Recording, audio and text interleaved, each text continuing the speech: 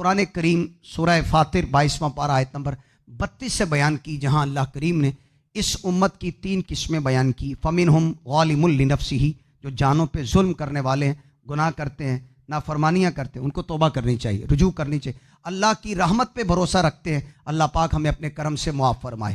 اور نمبر 2، وَمِنْهُمْ مُقْتَصِدٌ، میانہ ہیں، غلطی ہو جاتی ہے، گناہ ہو جاتا ہے بتقاضۂ بشریت، پھر نیکی کر لیتے ہیں۔ اور نمبر 3، وَمِنْهُمْ سَابِقٌ بِالْخَيْرَاتِ بِإِذْنِ اللَّهِ ذَلِكَ هُوَ الْفَضْلُ الْكَبِيرُ، ان میں سے تیسری قسم وہ ہے جو سابقٌ بالخیرات ہیں، نیکیوں کی دوڑ میں بہت آگے ہیں۔ اور یہ سابقٌ بالخیرات ہونا یہ اللہ کا بہت بڑا فضل ہے۔ اور تمام صحابہ رضی اللہ عنہم اجمعین سابقٌ بالخیرات میں آتے ہیں، اور تمام صحابہ میں جس ذات پر یہ لفظ سابقٌ بالخیرات سب سے زیادہ سچا ثابت ہوتا ہے، اس ذات کا نام ہے حضرت سیدنا ابو بکر الصدیق رضی اللہ تعالی عنہ۔ صحیح مسلم کی حدیث، رسول پاک صلی اللہ علیہ وسلم نے صحابہ کرام علیہم رضوان کے مجمع میں ارشاد فرمایا، 2374 نمبر حدیث ہے کہ آج کے دن روزہ کس نے رکھا ہے؟ نفلی۔ صدیق اکبر رضی اللہ عنہ کا ہاتھ کھڑا ہوا، میں نے رکھا۔ ارشاد فرمایا، آج کے دن جنازے میں کس نے شرکت کی ہے؟ صدیق اکبر رضی اللہ عنہ کا ہاتھ کھڑا ہوا، آپ نے ارشاد فرمایا میں نے۔ ارشاد فرمایا، محبوب علیہ السلام نے آج کے دن مسکین کو کھانا کس نے کھلایا ہے؟ صدیق اکبر رضی اللہ عنہ ہی کہ پورے مجمع میں آپ کی آواز آئی میں نے۔ پیارے آقا علیہ السلام نے فرمایا، مریض کی عیادت آج کے دن کس نے کی ہے؟ اب بھی آواز ایک ہی آئی، میں نے، صدیق اکبر رضی اللہ عنہ۔ میرے آقا علیہ السلام نے ان 4 چیزوں کے بارے میں، روزہ، مریض کی روزہ، جنازے میں شرکت، مسکین کو کھانا کھلانا، مریض کی عیادت، میرے آقا علیہ السلام فرماتے ہیں، مجتمعنا فی امرئ الا دخل الجنہ، جس بندے میں یہ چیزیں یعنی 4 چیزیں جمع ہو جائیں وہ جنت میں داخل ہوگا۔ وہاں کون سی ذات بیٹھی تھی جس میں 4 چیزیں جمع تھیں؟ سیدنا صدیق اکبر رضی اللہ عنہ کی ذات۔ صحابہ کرام علیہم رضوان سقیفہ بنی ساعدہ میں بیٹھے تھے نبی پاک علیہ السلام کے وصال ظاہری کے بعد۔ یہ وہ شیلٹر تھا، سقیفہ تھا، مسجد نبوی شریف کے باہر ابھی بھی تاریخی مقام موجود ہے۔ الحمدللہ زیارت کی سعادت ملی، تاریخی بیک گراؤنڈ بھی اپنی ویڈیو کے اندر ہم نے بیان کیا عاشقان رسول کو، اللہ ہم سب کو دیکھنا نصیب فرمائے۔ وہاں بیٹھک کس بات کی ہوئی تھی؟ نبی پاک علیہ السلام کے بعد خلیفہ کا انتخاب کرنا تھا۔ اور یہ عقیدہ یاد رکھیے گا، ہمارے نزدیک سیدنا صدیق اکبر رضی اللہ عنہ کو افضل اس لیے نہیں مانتے کہ وہ پہلے خلیفہ ہیں، اس وجہ سے نہیں، وہ چونکہ افضل تھے اس لیے پہلے خلیفہ بنے ہیں، یہ ہمارا عقیدہ ہے۔ یہ ہمارا عقیدہ نہیں ہے کہ وہ چونکہ پہلے خلیفہ ہیں تو لہٰذا ہم مان رہے ہیں، نو، وہ افضل تھے تو خلیفہ اول بنے۔ اس بات کی گواہی حضرت عمر دیتے ہیں، سنیے گا۔ سقیفہ بنی ساعدہ میں صحابہ بیٹھے ہیں، حدیث مبارک کس کتاب کے اندر لکھی ہے، اس کا حوالہ بھی نوٹ کیجئے گا، کنز الامال حدیث کی کتاب ہے، 14-13-7 نمبر حدیث ہے۔ صحابہ بیٹھے ہیں، انتخاب ہونا ہے خلیفہ کا، مہاجرین بھی ہیں، انصار صحابہ بھی موجود ہیں۔ انصار صحابہ کی یہ سوچ تھی کہ ہم نے دین کے لیے بہت کام کیا اور یقیناً کیا ہے، کہ ایک امیر ہماری طرف سے ہو، ایک مہاجرین کی طرف سے ہو۔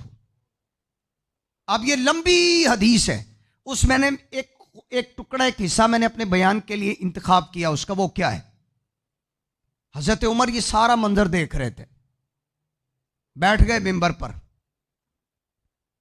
آپ نے ارشاد فرمایا، یا معشر الانصار، یا معشر المسلمین، اے گروہ انصار، اے گروہ مسلمین، ان اول الناس بامر رسول اللہ صلی اللہ علیہ وسلم من بعدہ ثانی اثنین اذ ہما فی الغار ابو بکر السباق المبین۔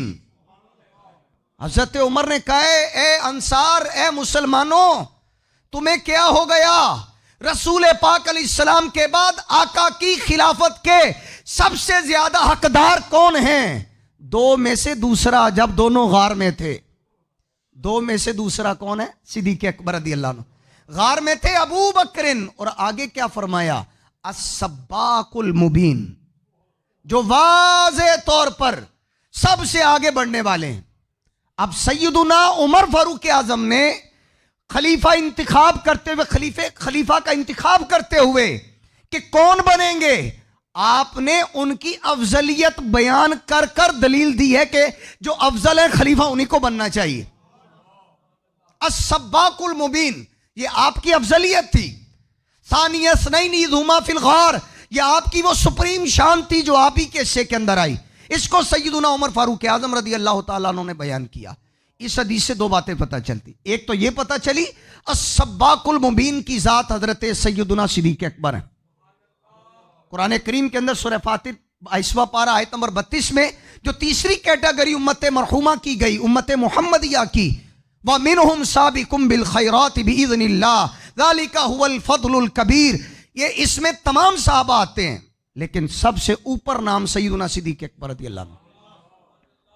اس آیت سے ثابت ہوتا ہے کہ سیدنا صدیق اکبر رضی اللہ عنہ نبیوں رسولوں کے بعد سب سے افضل ذات ہیں۔ ایک اور سنیے گا، صحیح بخاری شریف کی حدیث ہے، صحیح بخاری شریف کی حدیث ہے۔ میرے آقا صلی اللہ علیہ وسلم کے جانثار حضرت عمر رضی اللہ عنہ، انہی کا قول ہے، قول عمر فاروق اعظم، صحیح بخاری کے اندر۔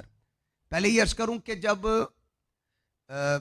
کسی کی عظمت شان بیان کرنی ہوتی نا تو عرب کے اندر بھی محاورات بولے جاتے ہیں، محاورے۔